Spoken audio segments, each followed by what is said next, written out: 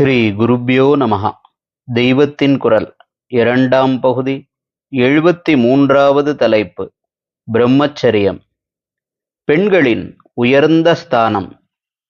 ஸ்திரீகளுக்கு தாமாக யஜ்ஞம் பண்ண அதிகாரமில்லை என்பதை மட்டும் பார்த்து ஆக்ஷேபனை பண்ணுகிறவர்கள், பத்தினி இல்லாத புருஷனுக்கு யஜ்ஞம் செய்கிற அதிகாரமில்லை என்கிற விஷயத்தையும் கவனித்தால், இந்து சாஸ்திரம் பெண்களை மட்டம் தட்டுகிறது என்று சொல்ல மாட்டார்கள்.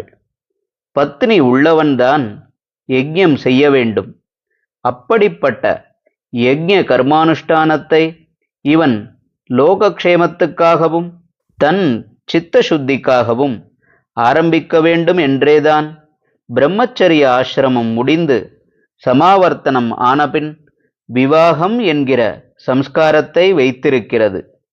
விவாகத்துக்கு சகதர்மச்சாரிணி சம்பிரயோகம் என்று பெயர்.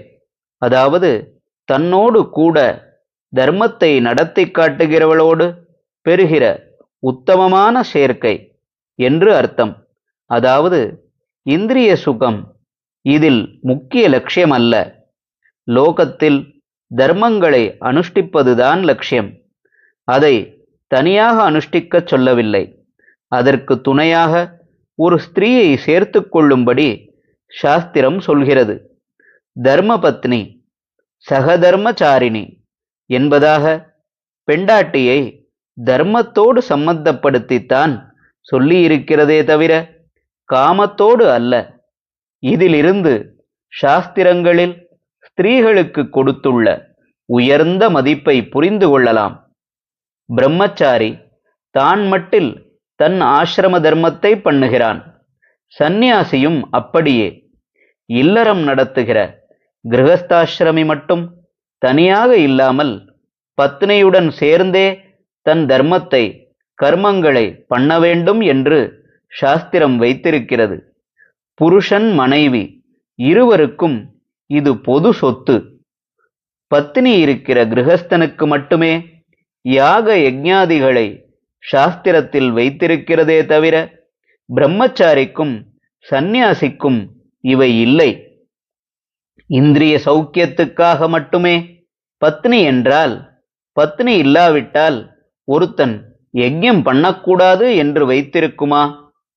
அவள் பக்கத்தில் நின்றால்தான் இவன் யஜ்ஞம் பண்ணலாம். கர்த்தாவாக அவளே நேரே யஜ்ஞம் பண்ண ரைட் இல்லை என்பதை மட்டும் கவனிக்கும் பெண் விடுதலைக்காரர்கள், அவள் இல்லாவிட்டால் இவனுக்கும் அந்த ரைட் போய்விடுகிறது என்பதையும் கவனிக்க வேண்டும். வேதத்திலேயே இப்படி விதித்திருக்கிறது. பத்னீவ தஸ்ய அக்னிஹோத்திரம் பவதி. ஒரு பெரியவர், மன்னார்குடி பெரியவாள் எனப்பட்ட பிரம்மஸ்ரீ ராஜு சாஸ்திரிகள், தன் பத்னி செத்து போன போது என் யஜ்ஞ கர்மானுஷ்டானங்களையெல்லாம் கொண்டு போய்விட்டாளே என்று அழுதாராம். தர்மத்துக்கும் கர்மத்துக்கும் கை கொடுப்பவளாக அப்படிப்பட்ட ஒரு உயர்ந்த ஸ்தானம் நம்முடைய சாஸ்திரங்களில் ஸ்திரீக்கு கொடுக்கப்பட்டிருக்கிறது. ஹரஹர சங்கர, ஜெய ஜெய சங்கர. தெய்வத்தின் குரல் மேலும் ஒலிக்கும்.